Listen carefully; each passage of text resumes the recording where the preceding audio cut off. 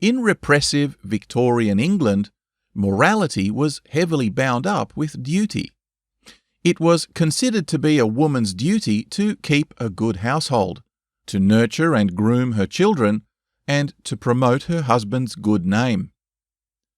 Women who were more concerned with pursuing their own personal interests, or worse, a career, were seen as fundamentally abrogating their duty both to their family and society, and hence were viewed as immoral.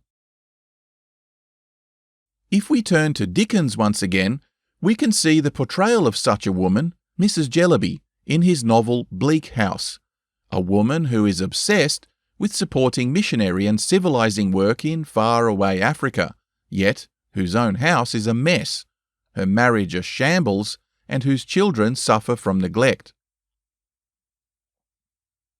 In this novel, Dickens was mocking the female activist and highlighting the old adage that charity begins at home. Now, there was a prevailing medical belief in England at the time that the physiological constitution of females differed significantly from males, such that excessive mental exertion, while negligible in its effects on men, was detrimental to the health of women.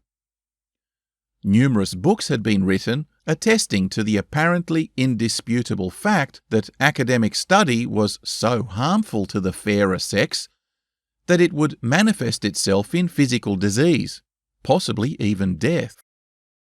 For adolescent girls, in particular, education was considered to be a serious health risk, and that the onset of puberty, with its attendant menstrual strains, would cause them to lag behind boys in academic capacity. It was considered best practice to homeschool young women in the art of conversation, basic arithmetic, music, and, at best, literature, which, along with handicrafts such as needlework, would provide the necessary foundations for them to snag themselves a decent husband, and then to competently run a household.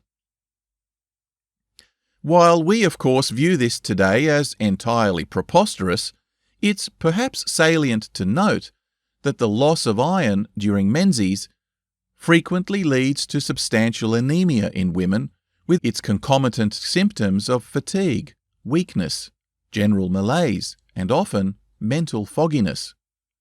During an age where vitamin and mineral supplements were still a long way off in the future, and the mortality rate during pregnancy was tragically high, we can perhaps see how this theory arose, outside of the narrow perceptions of misogyny, though there was plenty of that too, to be sure.